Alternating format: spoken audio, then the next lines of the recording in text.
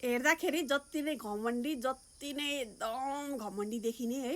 अरूले भनेको टेर्दै नटेर्ने, घर परिवार साथीभाइसँगलाई गन्दै नगर्ने,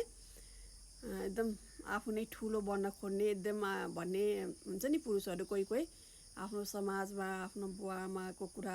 काटिहाल्ने होइन, नमान्ने त्यस्तो बिहारी के यस्ता हुन्छ नि कोही कोही पुरुषहरू के एकदम घमण्डी पुरुषहरू, यो त एकदम घमण्डी छ भन्ने पुरुषहरूलाई पनि यस्ता राशि भएका महिलाहरूलाई बिहा गरिदिनु भयो भने चाहिँ उनीहरूले तलाउने क्यापासिटी चाहिँ उनीहरूमा हुन्छ कि त्यस्ता पुरुषलाई पनि उनीहरूले आफ्नो बसमा पारेर चाहिँ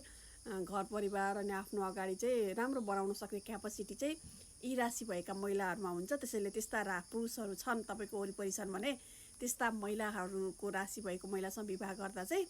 तपाईँहरूलाई चाहिँ राम्रो हुनेछ है। पहिलोमा रहेको छ मेष राशि, दोस्रोमा रहेको छ वृश्चिक राशि, तेस्रोमा रहेको छ सिंह राशि, चौथोमा रहेको छ कुम्भ राशि र पाँचौँमा रहेको छ मकर राशि। यी राशि भएका छोरीचेलीलाई ती जुन एकदम घमण्डी पुरुषहरू छन् अथवा घमण्डी जो अरूले भनेको सुन्दिन एकदम धेरै त्यस्ता पुरुषहरूलाई पनि आफ्नो बसमा पारेर उनीहरूले भनेअनुसार मान्न सक्ने बनाउन सक्ने क्यापासिटी चाहिँ